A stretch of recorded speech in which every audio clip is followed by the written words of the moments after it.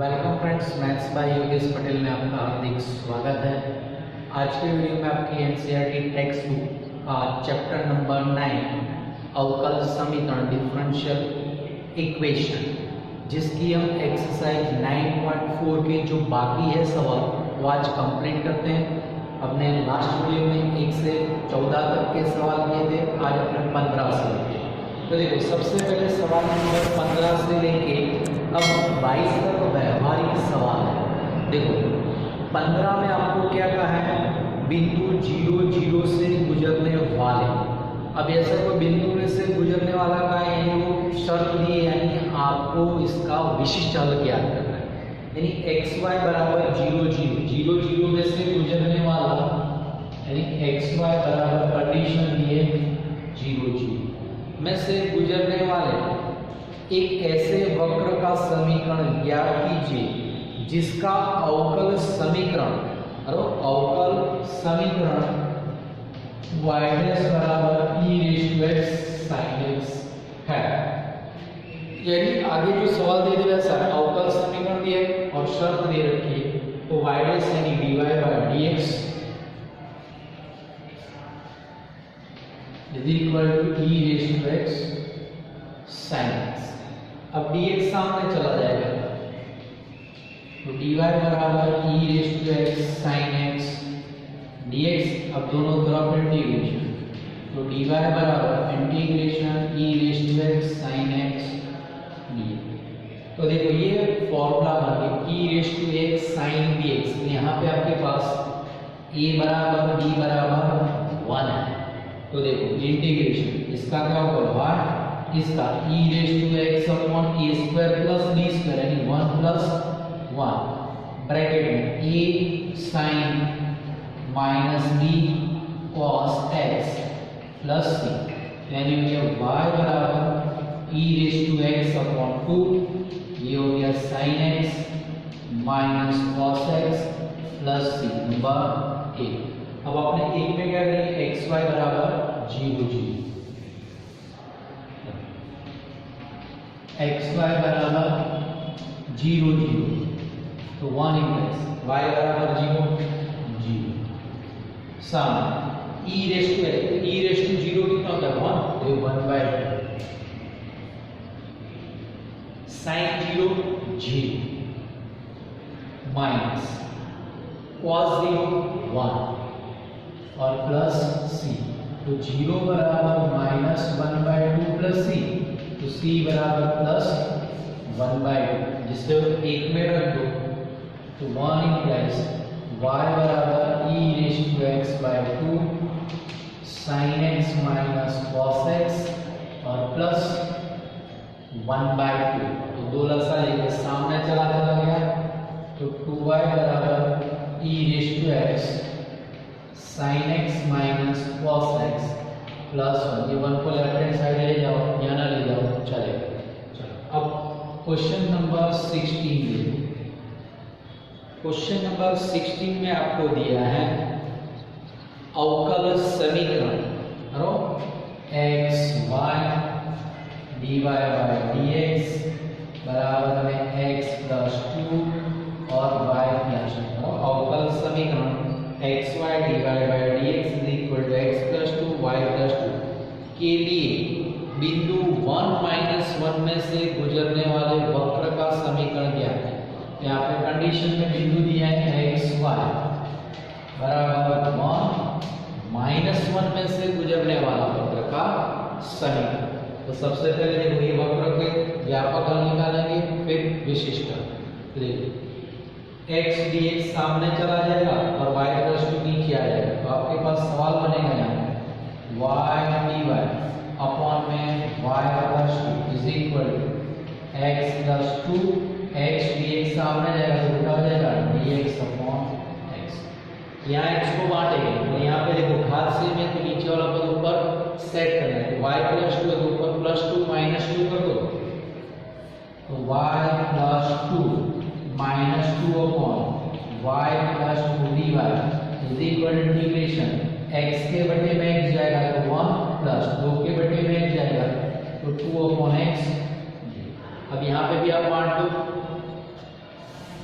यहाँ पे बांटेंगे तो y प्लस 2 के बटे में y प्लस 2 यानी 1, तो इंटीग्रेशन 1 माइनस 2 के बटे में ले जाओगे तो 2 upon y plus 2 dy is equal to integration 1 plus 2 by x dx। अब इंटीग्रेट 1 का y, ये माइनस 2 बचा तो 1 नेक्स्ट फॉर्म है तो minus 2 log mod y plus 2 is equal to 1 का x, ये 2 है इसका log मोड x और प्लस अपने कर देते हैं log c रख देते हैं यहाँ log c। तो माइनस 2 log सामने चला जाएगा, x इस तरफ आ जाएगा तो y माइनस x बराबर 2 log, अच्छा इसको भी यहाँ पे log की गुणा में 2 यहाँ पे अपने कर देते हैं 2 log c। चलो 2 log c, तो 2 log mod y plus 2 plus 2 log mod x plus 2 log c। तो सामने से 2 कॉमन निकालो तो ये हो जाएगा y माइनस x बराबर 2 into log mod y plus 2 plus log mod x plus log c। ये 2 यहाँ ले आए y माइनस x बटे 2 बराबर है log a log b log c, तीनों का क्या हो जाएगा गुणा log y plus 2 into x into c, log हटेगा e raise to therefore e raise to y minus x upon 2 बराबर cx इंटू y प्लस 2, ये इक्वेशन नंबर 1।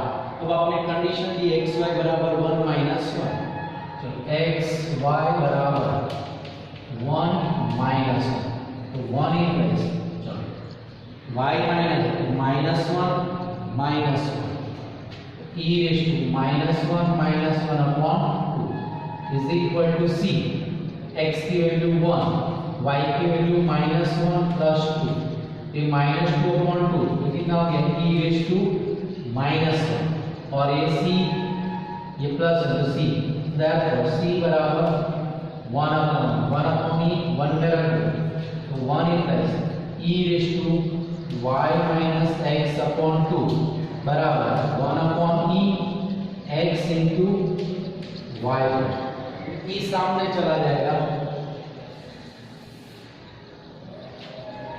तो e into e raise to y minus x upon 2 बराबर बनेगा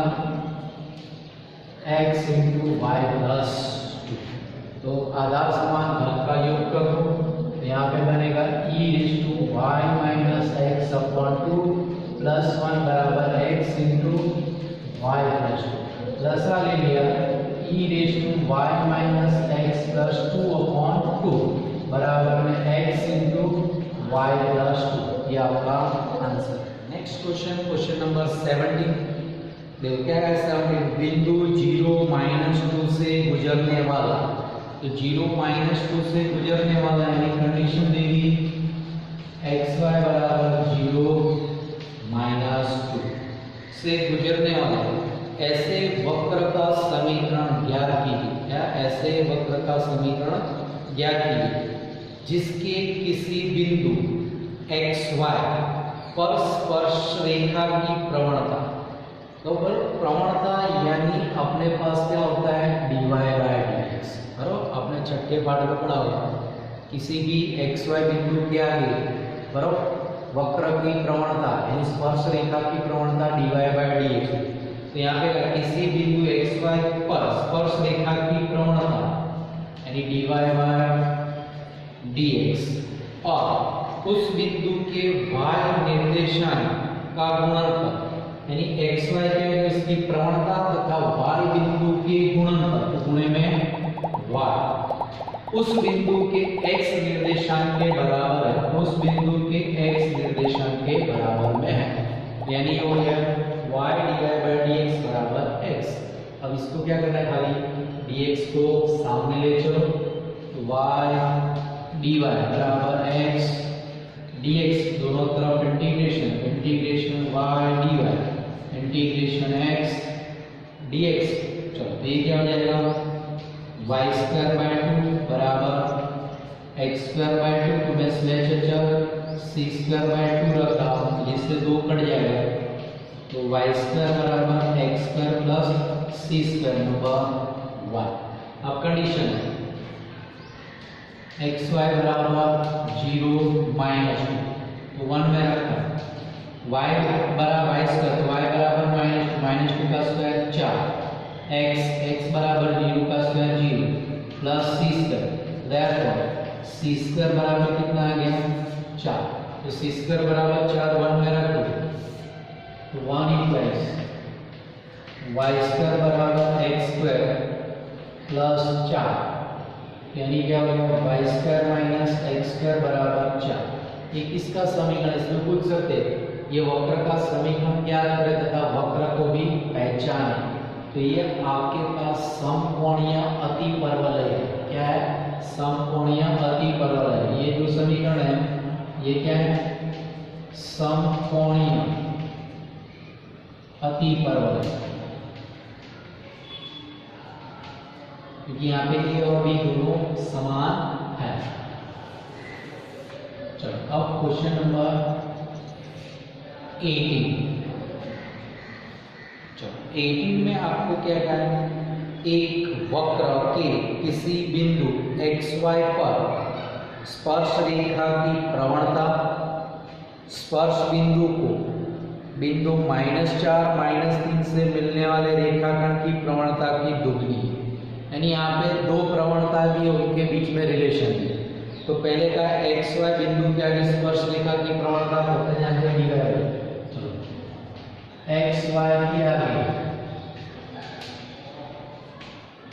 स्पर्श रेखा की प्रवणता बराबर dy बाय dx। यह दो बिंदुओं को जोड़ने वाली रेखाखंड की प्रवणता की दुगनी है। तो दो बिंदुओं में से गुजरने वाली स्पर्श रेखा की प्रवणता ढूंढो। चलो ए बिंदु है -4 -3 एंड बी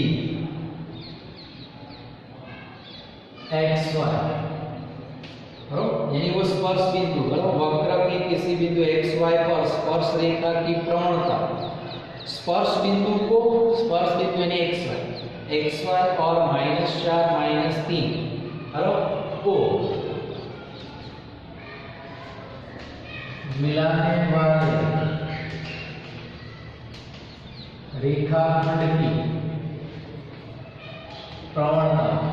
तो इसकी प्रवणता तो फॉर्मूला क्या है? दो बिंदु में से गुजरने वाली रेखा की प्रवणता y का अंतर बटे x का अंतर। तो देखो y का y माइनस अब माइनस अपॉन में उसी क्रम में x का अंतर x माइनस -4।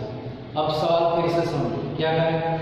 xy के आगे स्पर्श रेखा की प्रवणता वे ये प्रवणता स्पर्श बिंदु xy एंड -4 -3 को मिलाने वाले रेखाखंड की प्रवणता यानी इससे दुगनी, यानी dy बाय dx का मूल्य इससे कितना है?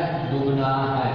तो यहाँ पे बनेगा dy बाय dx बराबर 2 इंटू अभी लिखा जाएगा y माइनस 3 और x प्लस 4। क्लियर? और उसमें आगे भी कहा यदि ये वक्र बिंदु -2 1 में से गुजरता है तो वक्र का समीकरण क्या है? अब -2 1 तो लास्ट में लिखेंगे, ये अपने आगे गणना करते हैं। चलो ये y प्लस 3 नीचे आ जाएगा और dx कहाँ चला जाएगा? ऊपर चला जाएगा। चलो तो dy अपॉन y प्लस 3 बराबर 2 dx अपॉन x प्लस 2 दोनों तरफ इंटीग्रेशन अप्लाई कर दो। देखिए ऐसे फॉर्म है 1 अपॉन x फॉर्म है, दोनों तरफ लॉग आएगा log mod y plus 3 is equal to 2 log mod x plus 4 और प्लस यहाँ पे भी अपने log c कर देते हैं।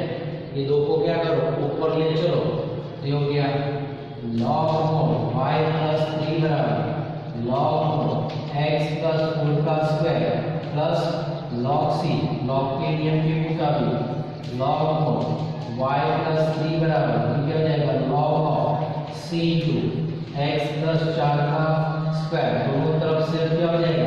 लॉग हट जाएगा y प्लस 3 बराबर c इंटू एक्स प्लस 4 का स्क्वायर। अब सवाल में कहा था किस बिंदु में से गुजरने वाला, तो सवाल में दिया -2 1 में से गुजरने वाला।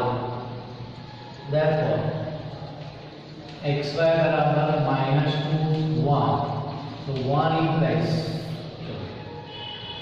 अब y प्लस 3, तो y की वैल्यू कितनी है 1, तो 1 प्लस 3 4 c x प्लस 4 का, तो x बराबर -2 प्लस 4, तो +2 का स्क्वायर 4, तो c बराबर कितना आ गया 1। therefore 1 इंटू आपका आंसर आएगा y प्लस 3 बराबर x प्लस 4 का होल स्क्वायर। क्लियर। चलो क्वेश्चन नंबर 19 में आपके पास क्या कहा है, एक गोलाकार गुब्बारे का आयतन जिसे हवा भरकर फुलाया जाता है, यानी हवा भर रहे तो उसके गोले के आयतन में क्या होगा, वृद्धि होगी। क्या होगी, वृद्धि होगी। स्थिर गति से बदल रहा है, स्थिर गति यानी अचल गति, तो यानी उसका जो वृद्धि दर है वो कैसा है, अचल दिया है। और यदि आरंभ में उस गुब्बारे की त्रिज्या 3 इकाई है और 3 सेकंड के बाद उसकी 6 इकाई हो जाती है, तो 30 सेकंड बाद गुब्बारे की त्रिज्या ज्ञात करते हैं। तो सबसे पहले अपने पास क्या दिया है, गुब्बारे का आयतन जिसे हवा भरकर फुलाया जाता है, तो यानी t समय पे गोले का आयतन का वृद्धि दर आपको दिया है। बराबर, चलो t समय पर गोले के आयतन का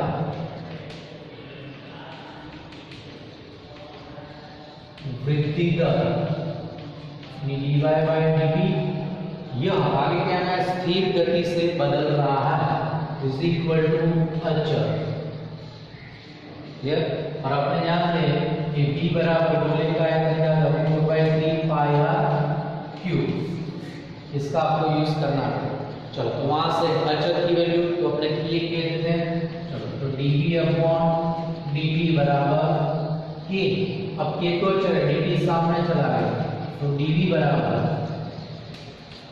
k dt, दोनों तरफ इंटीग्रेशन करो। अब लेफ्ट हैंड साइड में dv है तो क्या आ जाएगा, v k t plus c। अब आगे आपके सवाल में क्या कहा है कि वे स्थिर गति से बदल रहा है, आरंभ में गुब्बारे की त्रिज्या की बात की तो v को हटा दो, तो v बराबर 4/3 पाई r क्यूब बराबर kt प्लस c नंबर 1। प्रारंभ में यानी समय 0 है तो t बराबर 0, तब त्रिज्या आपके पास कितनी दी है, 3 इकाई, r बराबर 3। अब 1 में रखें तो 4/3 पाई 3 का क्यूब बराबर k इंटू 0 प्लस c, तो यहाँ से आपको c का मान मिलेगा, तो c बराबर, क्योंकि ये तो 0 हो गया c, चलो ये 3 यहाँ पे कट जाएगा, तो क्या बचेगा, 3 का वर्ग यानी 9, 9 चौके 36, तो c बराबर 36 पाई। चलो इसको 1 में रख दो, 1 में रखेंगे तो कितना आ जाएगा, 4/3 पाई r क्यूब बराबर kt प्लस 36 पाई। हो गया क्या। चलो अब आगे, यानी यहाँ पे क्या है, 2 अचल है, a और t दोनों हटाने हो गया। चलो अब आगे बढ़िए, प्रारंभ में 3 इकाई दूसरी गणना की, 3 सेकंड बाद 6 इकाई होगी। क्या 6 इकाई त्रिज्या, यानी t बराबर 3, तब आपके पास r बराबर कितना होता है, 6। तो फिर से अब 2 में रखो तो आपको k का मान मिलेगा, तो 2 इंप्लाइज, चलो 4/3 पाई 6 का क्यूब, k बराबर 3, t बराबर 3 इंटू 3 प्लस 36 पाई।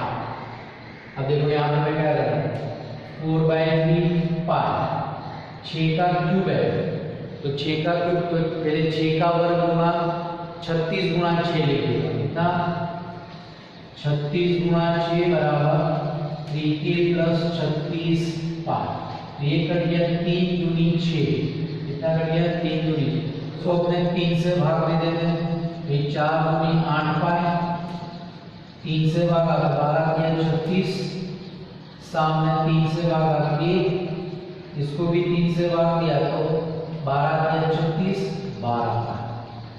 चलो ये 12 पाए सर 12 गुणा 96 पाए, ये 12 इस तरफ आया तो माइनस 12 बराबर की। तो के बराबर चलो ये 6 में से 2 गया 4, 9 में से गया 8, 84 पाए। ये बराबर कितना गया 84।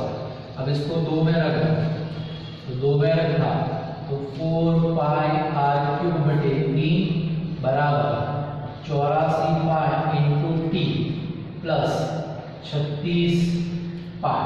अब देखो यहाँ पे सभी पद में पाई है, तो ये पाई कट जाएगा, पाई कट गया।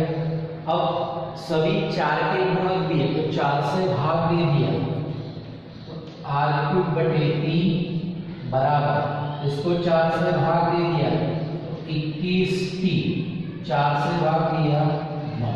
अब आपको क्या ढूंढना था, टी सेकंड पर गुब्बारे की त्रिज्या, यानी अब आपको सूत्र का कर्ता बनाना है, यानी 3 सामने जाएगा तो r बराबर 3 सामने गया तो 63 प्लस 9 किया 27, ये r क्यूब की वैल्यू है, तो r बराबर क्या होगा, घनमूल में चला जाएगा, r बराबर 63 प्लस 27 का घनमूल, ये आपका आंसर। आपका क्वेश्चन नंबर 20 देखते हैं। 20 में क्या, किसी बैंक में मूलधन की वृद्धि 8% वार्षिक दर से होती है, यदि 100 रुपये 10 वर्षों में दुगने हो जाते हैं तो आर का मान है। यानी हमने क्या कुछ पैसे रख रहे और उसका इंटरेस्ट रेट कितना है 8% है, और 100 रुपये 10 साल में दुगने हो जाते हैं, तो यहाँ पे पहले कितने पैसे रख रहे और उसमें वृद्धि हो रही है, तो अपने मान लो कि टी समय पर मूलधन बराबर पी। अब पी में होने वाली वृद्धि तो dp बाय dt, मूल में होने वाली वृद्धि 8%, यानी वार्षिक ब्याज किसका मिलना है, मूलधन का, यानी यहाँ पे इक्वल टू में p का 8%, तो dp अपॉन dt बराबर 8% रखा हो तो क्या रहेगा pr अपॉन 100।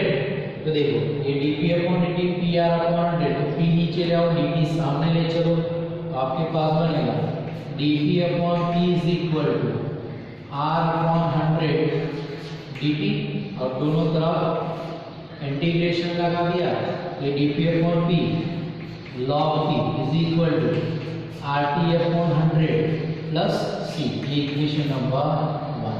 अब आगे सवाल में आपको क्या कहा था, 100 रुपये 10 वर्ष में दुगने होते हैं, यानी हमने प्रारंभ में कितने पैसे रखे 100 रुपये, प्रारंभ में यानी समय 0 पर, तो यानी t बराबर 0, तो t बराबर कितना है 100, तो 1 में रखो, तो यहाँ पे आएगा log 100 बराबर, यहाँ पे t बराबर 0 प्लस c, तो c बराबर कितना आ गया log 100। अब 1 में रख दो, 1 इक्वल्स log p बराबर rt अपॉन 100 प्लस log 100, या अब log 100 इस तरफ ले आओ, log p माइनस log 100 बराबर rt अपॉन 100, ये हो गया log p बटे 100 बराबर rt अपॉन 100, ये नंबर 2। क्लियर। अब आगे क्या करा, 100 रुपये 10 वर्ष में दुगने होते, यानी समय 10 है, तो t बराबर 10, तब पैसे क्या हो रहे प्रारंभ में दुगने, यानी 2 गुना 100, यानी t बराबर कितना हो गया 200, तो यहाँ पे 2 में रख दो, तो t implies second implies log, ये हो गया 200 बटे 100 सामने p बराबर 10, तो r बराबर 10/10।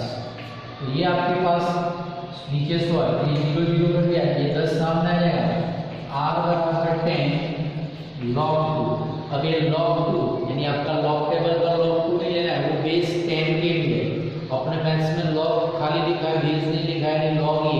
तो आपको सवाल में log e बेस 2 का मान दिया होगा, दिया है यहाँ पे आपके पास 0.6931। तो यानी यहाँ पे आपके पास आ जाएगा 10 into 0.6931। अब ये गुणा करोगे तो r बराबर आपके पास 6.931 यानी 6.9 प्रति। यानी आपने बैंक में 100 रुपये रखे हैं, 10 साल में दुगने होते हैं। अब इंटरेस्ट रेट कितना होगा? 6.9। यानी कोई भी पैसे आप 6.9% दर से डालते हो तो 10 साल में दुगने हो गए। क्लियर? चलो अब नेक्स्ट क्वेश्चन आपके पास है 21 में देखो, सेम इसी तरह है। किसी बैंक में मूलधन की वृद्धि 5% दर से होती, आगे जैसा ही है। तो मान लो कि t समय पर मूलधन कितना है? p। चलो तो t समय पर मूलधन बराबर p है। अब क्या करें?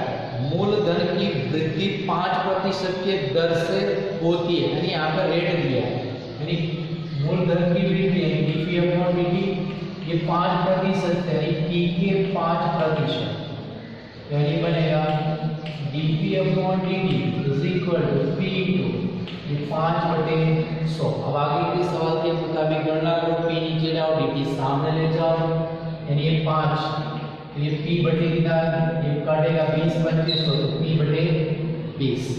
तो यानी dp/p is equal to 1/20 dt। अब दोनों तरफ इंटीग्रेशन करो तो ये कितना हो जाएगा? log p बराबर p/20 plus c, equation number 1। अब आगे बढ़ो। इस बैंक में 1000 रुपया जमा कराए जाते हैं, यानी हमने 1000 रुपये रखे, यानी प्रारंभ में रखे, यानी t बराबर 0। तब आपके पास t बराबर कितना है? 1000, तो 1 में रखा, तो log 1000 बराबर 0 प्लस c, तो c बराबर कितना हो गया? log 1000। अब 1 में रख दो तो कितना हो गया? log p बराबर t/20 plus log 1000। log 1000 left hand side में ले आते हैं तो आपके पास बनेगा log p माइनस log 1000 बराबर 8। यहाँ पे आपके पास है t/20, कितना है? t/20, तो t/20 बराबर log t/1000, ये नंबर 2।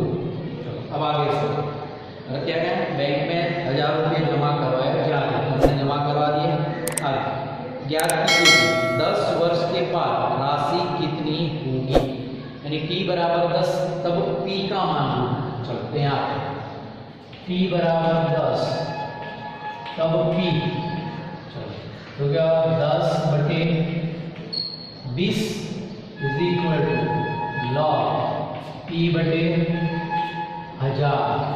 ये कितना हो गया? 10/20, ये 1/2 यानी 0.5 बराबर log p/1000। आपको p का मान ढूंढना है, तो log सामने जाएगा, तो e रेज़ टू 0.5 बराबर log तो हट गया, तो p/1000, तो p बराबर 1000 गुणा e रेज़ टू 0.5। तो e रेज़ टू 0.5 का मूल्य आपको सवाल में दिया हुआ है, कितना दिया यहाँ पे? 1.648। तो p बराबर 1000 गुणा कितना दिया है? 1.648, 1000 गुणा 1.68, गुणा करो तो आपके पास P बराबर 1648 ये आपका आंसर आएगा। यानी हमने 5% रेट से 1000 रुपये बैंक में रख रहे हो तो 10 साल के बाद कितना होगा? 1648 रुपये होगा। Next question, question number 22। देखो सवाल में है, किसी जीवाणु समूह में जीवाणुओं की संख्या 1 लाख है, 2 घंटों में उसकी संख्या में 10% की वृद्धि होती है, या 2 घंटों में उसकी संख्या में 10% की वृद्धि होती है। कितने घंटों में जीवाणुओं की संख्या 2 लाख हो जाएगी? यदि जीवाणुओं की वृद्धि की दर उसके उपस्थित संख्या के समानुपाती है। तो यहाँ पे कंडीशन में क्या दिया है? यदि जीवाणुओं की वृद्धि की दर उसके उपस्थित संख्याओं के समानुपाती में, तो अपने मान लेते टी समय पर जीवाणुओं की संख्या मान लेते पी। सवाल नंबर आपका है 22। टी समय पर जीवाणुओं की संख्या बराबर पी। अब लास्ट लाइन में क्या है? जीवाणुओं की वृद्धि यानी पी में वृद्धि यानी डीपी अपॉन डीटी वृद्धि उनके उपस्थित संख्या के समानुपाती है। तो समानुपात में पी। अब समानुपात हटाओ तो डीपी अपॉन डीटी बराबर के पी, जहां के आपके पास क्या है? अचर है। अब dt सामने जाएगा, p नीचे आएगा, तो dp अपॉन p बराबर k dt। देखो आगे आपने मेथड के हिसाब से दोनों तरफ समाकलन ले लो, तो ये कितना आ जाएगा? log p, ये हो गया kt प्लस इक्वेशन नंबर 1। अब आगे क्या? अब स्टार्ट से किसी जीवाणु समूह में जीवाणुओं की संख्या 1 लाख है, यानी t बराबर 0 पर प्रारंभ में संख्या कितनी है? 1 लाख।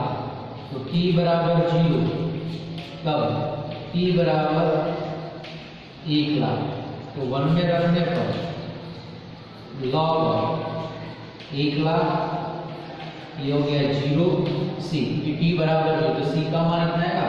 तो c बराबर log 1 लाख। अब 1 में रख दो तो 1 इक्वल्स log p बराबर kt प्लस log 1 लाख। अभी वैल्यू इस तरफ ले आओ तो log p बराबर log p इस तरफ आएगा तो क्या होगा? माइनस log 1 लाख बराबर kt। इसका मतलब kt बराबर log p बटे 1 लाख। अब इसको समीकरण नंबर 2 कह। अब आगे क्या करें? 2 घंटों में उनकी संख्या में 10% की वृद्धि, तो t बराबर 10, तब p बराबर प्रारंभ की संख्या के 10%। तो प्रारंभ में कितने थे? 1 लाख थे, उसमें वृद्धि यानी ऐड हो गई, यानी 1 लाख के 10%, यानी 1 लाख गुणे में 10%, यानी 10 बटे 100। ये कट गया, ये कट गया, इनका गुणा करो 1 लाख 11, 1 लाख 10,000, 1,10,000 हो जाएगा p बराबर। तो अब समीकरण 2 में रख दो तो 2 t बराबर 10, तो 10 t बराबर log ये p बराबर 1,10,000 बटे में 1 लाख, ये कट जाएगा तो आपके पास 10 के बराबर log 11 बटे 10 आएगा। क्लियर? चलो ये यानी आपके पास ये अपने नंबर 3 कह देते हैं, यानी ये का मान आपको मिल गया, वहां पे रखना पड़ेगा। लेकिन अब आगे तो कितने घंटों में जीवाणुओं की संख्या 2 लाख है? यानी कितने समय ढूंढना है, जीवाणुओं की संख्या दी है। अब यदि P बराबर 2 लाख, तब P ढूंढना है तो ये वैल्यू का 2 में रखें, तो 2 × KT is equal to log. अब P की वैल्यू कितनी है, 2 लाख अपॉन में लाख है, तो सामने कितना आ जाएगा, KT बराबर log 2, तो KT बराबर log 2, तो K का मान यहां से रख दो, यानी K का मान 1/10 log ये आएगा, therefore 1/10 log 11/10 into T बराबर log को 3 पर से A का मान, तो T को सूत्र का कर्ता बनाना है, तो सब सामने चला गया, तो आपके पास T बराबर 10 log 2 बटे में log 11/10, ये इसका आंसर है। क्लियर? यानी इस समय पर बैक्टीरिया की जो है जीवाणु की संख्या कितनी हो जाएगी, दुगनी हो जाएगी, यानी 10 लाख 1 लाख की तो उसकी कितनी हो जाएगी, 2 लाख। अब 23 देखते हैं। 23 आपके पास एमसीक्यू के स्वरूप में दिया है। चलो क्या दिया है, अवकल समीकरण dy/dx e⁻x + y का व्यापक हल। तो देखो dy/dx e⁻x + y, सरलता करनी है तो e⁻x + y बांट दो, इसको लिख सकते हो dy/dx e⁻x e⁻y। अब y यहाँ पे dx सामने, तो dy/e⁻y e⁻x dx, दोनों तरफ इंटीग्रेशन e⁻y ऊपर चला जाएगा, तो आपके पास आएगा integration e⁻y dy integration e⁻x dx। अब इंटीग्रेशन करते हैं क्या हो जाएगा, e⁻y बटे में y का सगुण बराबर में e⁻x + c, ये हो गया माइनस ऑफ e⁻y बराबर e⁻x + c। अब आपको सभी सवालों में इक्वल टू सी है, तो चलो इसको यहाँ ले आते हैं, करो ये सी को यहाँ पे उसको सामने या तो इसको यहाँ ले, माइनस e⁻x बराबर में सी।